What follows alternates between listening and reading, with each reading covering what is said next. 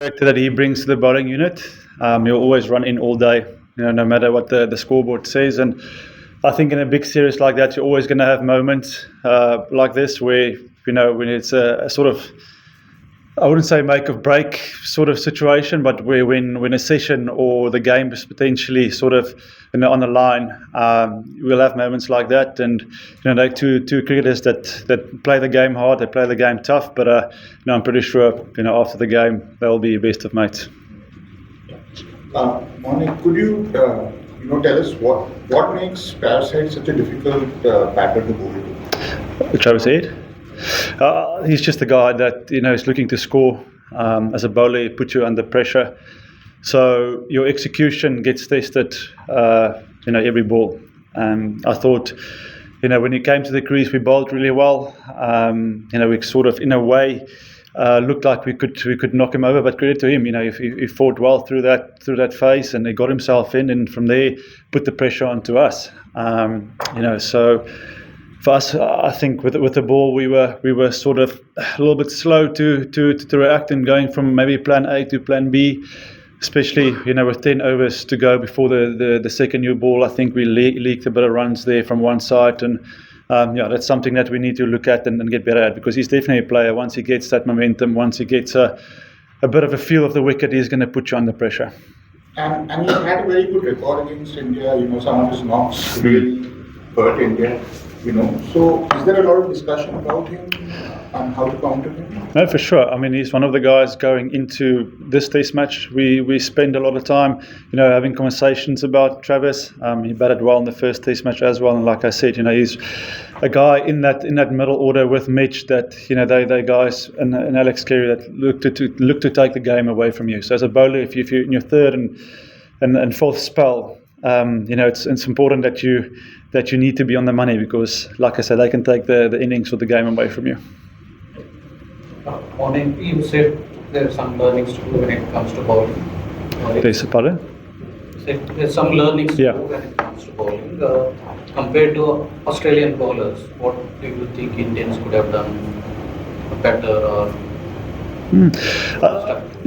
I think for me, if I can just rewind the clock to the first test match, I thought our lines and lengths were exceptional, and I think that was sort of the blueprint for us going into this test series. That we wanted to bring the stumps into play as much as possible, and I felt last night with the ball moving around a little bit, we missed that. We were slightly off the mark with that in terms of finding the right sort of length, and at times we were touch wide, so we allowed the guys to leave a lot of balls, which sort of history looking at the pink ball that time of night, if you bowl so that's where you can pick up your wicket. So I think that was sort of learning, and I thought we came out of the day this morning again, and we sort of got more balls in the right area more consistently. I think in partnership we bowled better.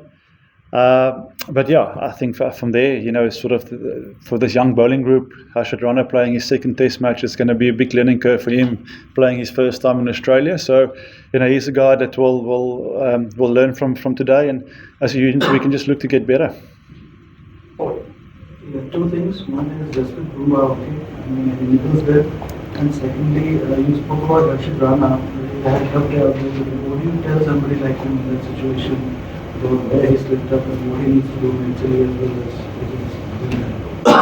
as. Firstly with Bumrah, he's fine. That was just this cramp.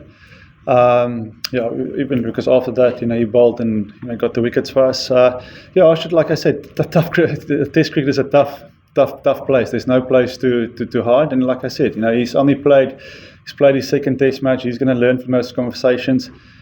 I think the biggest thing for us and for me, my job is to put my arms, around him today.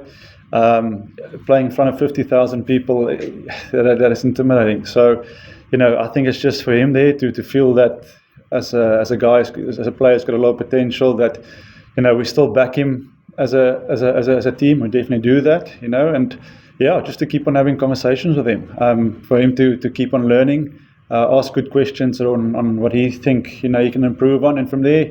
We've got a second innings, but hopefully he can get a bit of runs. But going into the next test match and for his own personal growth, as days like today is sometimes it's helpful. Although it's painful, but it will help you along the way. Excuse me. Maury, just with ping ball cricket, the way tempo changes so often. I mean, how difficult is it as a bowler to like adjust to that tempo, or can you actually even take a breath to kind of focus on what you want to do, or can you just taken away by the tempo of the game and how quickly it goes? Yeah, that's a good question. But I think, with the ping ball so far in this test match, there was a little something in the wicket. I think if you're consistent in your area, there was the odd ball that nipped around. And I think at the end of the day, it is, having the plans and, can you execute those plans in partnership for long enough? And I think that's what Australia has done in this test match brilliantly so far. The guys that bowled well on day one made scoring for us tough. But in saying that, when the ball gets a little bit softer, it can get easier to score. And then you've got the night session to think and worry about. So yeah, in terms of tempo, that is a thing that this team is still figuring out. What is the best way to play ping ball cricket? Because we don't have a lot of experience in playing the ping ball. So it is learning, but also it's fast learning, because now it's a test match and you're behind the game. Yeah, I want to know your feelings when you see Rishabh charging or first ball in slamming and the way it brought a lot of smile to us. But what was your feeling? You've seen young AB, but this is something else. So what were you thinking when you saw him doing what he did first ball? Yeah, I mean, that is Rishabh's character. I think, in this dressing room, we know that he's a guy that's he's gonna take the game on. He's exactly like Travis. He's going to try and put the bowler under pressure. Look, if you look at the scoreboard, it's probably not the first shot we expect, but for him, that's the way he's going to get his innings going. And if he scores runs with it, he's still not out tonight. But that's good to him. He's a brave cricketer, and his goal is to really put the bowler under pressure. So that's his blueprint. Hey, Maury, you touched on the night session being something to worry about. Do you think the 2 night sessions yesterday and today is where the game pulled away from India? Pulled away? I wouldn't say that. Although coming in this morning, we still felt, we didn't execute and bowl to what we would like. But if we get the ball in the right area, we get 3 in the scoreboard here, we're back in the game. I felt as soon as the ball got a little bit softer this afternoon, in terms of maybe going defensive, a little bit defensive for a longer period of time, was maybe an option to consider.